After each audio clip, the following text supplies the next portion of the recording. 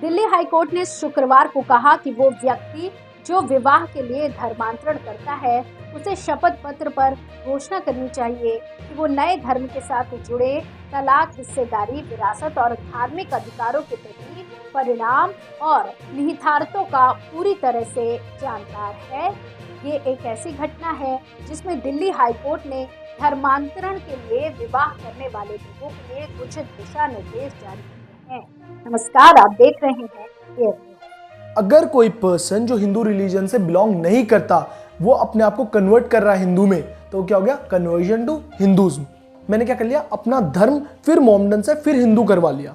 तो मेरा धर्म परिवर्तन यहाँ 2 बार हो गया, तो रिकन्वर्ट हो गया। मैं हिंदू था, फिर मैं मोमडन हुआ, फिर मैं हिंदू आ गया, तो यह क्या हो गया? रिकन्वर्जन टू हिंदुज्म। दिल्ली हाईकोर्ट ने कहा है कि धर्मांतरण करने वाले व्यक्ति को अपने फैसले के परिणाम और निहितार्थों का पूरी तरह से जानकारी होनी चाहिए। इसके लिए उन्हें अपने चुने हुए धर्म के संबंधित धार्मिक सिद्धांत, रीति रिवाज और प्रथाओं के बारे में व्यापक जानकारी दी जानी चाहिए, जिसमें धर्मांतरण में निहित अनुष्ठानों और सामाजिक अपेक्षाओं का भी स्पष्टीकरण शामिल है।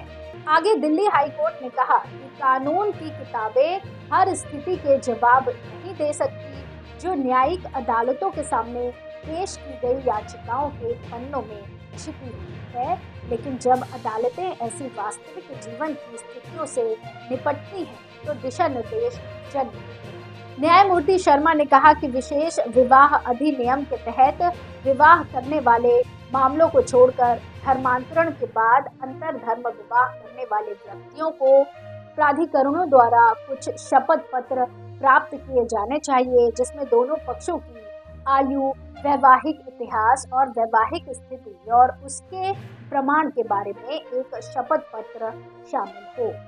शपथ पत्र की धर्मांतरण को स्वेच्छा से सभी परिणाम और निहितार्थों को समझने के बाद किया जा रहा है। साथ ही धर्मांतरण और विवाह का प्रमाण पत्र भी उस भाषा में होना चाहिए जिसे संभावित धर्मांतरित व्यक्ति समझता हो, ताकि ये साबित हो सके कि उसने इसे समझा है।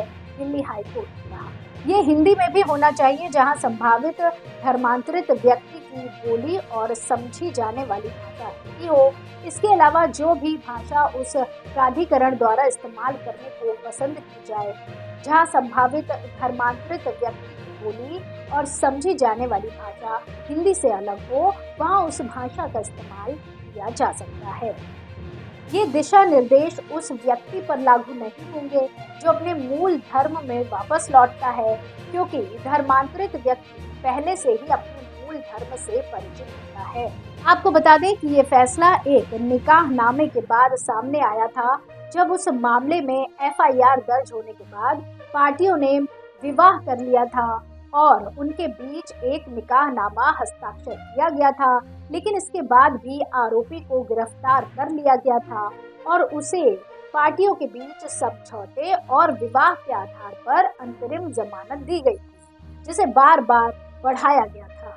दिल्ली हाईकोर्ट ने ध्यान दिया कि महिला ने हर चरण पर झूठ बोला और पुलिस और अदालतों को गुमराह किया था, क्योंकि उसने FIR दर्ज होने के लगभग 1 महीने बाद तक अपने विवाह के बारे में नहीं बताया था।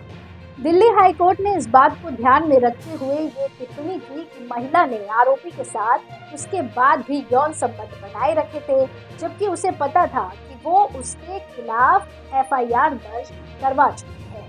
दिल्ली हाईकोर्ट ने यह भी कहा कि ये नहीं देखा जा सकता है कि धर्मांतरण के लिए विवाह करने वाले लोगों के लिए कोई कानून बना रहा है या कोई धर्मांतरण का तरीका निर्धारित कर रहा है या धर्मांतरण पर कोई प्रतिबंध लगा रहा है। दिल्ली हाईकोर्ट ने सावधानी से कहा कि ये दिशा निर्देश उन भोले भाले, अशिक्षित, आसानी से प्रभावित होने वाले किशोर जोड़ों के लिए है जो धर्मांतरण के बाद ऐसे विवाह में प्रवेश कर सकते हैं बिना इस फैसले के गहन प्रभाव को पूरी तरह समझे। हालांकि दिल्ली हाईकोर्ट ने FIR को रद्द नहीं किया है और आरोपी को अब अपने बचाव के लिए अदालत में पेश होना होगा। अदालत ने कहा है कि विवाह करने के बाद भी यौन अपराध का मामला खत्म नहीं हो जाता है।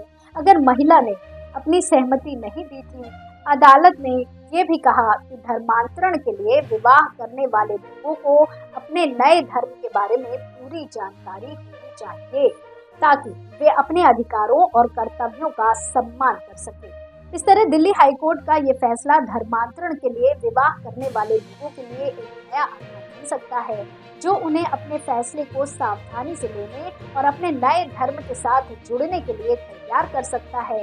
ये फैसला उन लोगों को भी प्रभावित कर सकता है जो अपने मूल धर्म में वापस लौटना चाहते हैं या जो अपने धर्म को बदलने के बिना विवाह करना चाहते हैं। इस तरह की और जानकारी के लिए जुड़े रहिए एयर न्यूज़ के साथ।